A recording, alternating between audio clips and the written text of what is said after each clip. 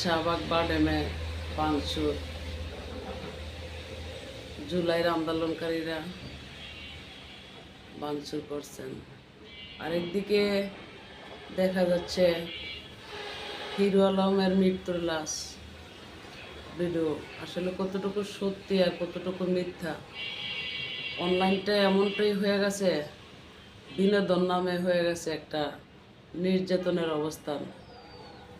আর একদিকে দেখা যাচ্ছে সঠিক নিউজের জন্য মানুষ বিভ্রান্তি হচ্ছে। আমি বলতে চাই ভাইয়েরা, বর্তমান দেশের পরিস্থিতি যা দাঁড়িয়ে আছে সেই মোতাবেক কথা বলতে হলে সকলে সঠিক নিউজটা প্রচার করার জন্য একটু চেষ্টা করবেন। কারণ বর্তমান পরিস্থিতি একটা সঠিক খবরের জন্য জনতা অপেক্ষায় থাকে, এতে আপনাদের জন্য ভালো হয়। আর যারা ভুয়া মিথ্যা গুজব ছড়ান, কাইটটা কুইটটা রোস্ট কইরা, একটু দয়া করে এগুলা থেকে বর্তমানে বিরতি থাকবেন। যদিও বাংলার জনতা ও রাষ্ট্র বাঁচাতে চান।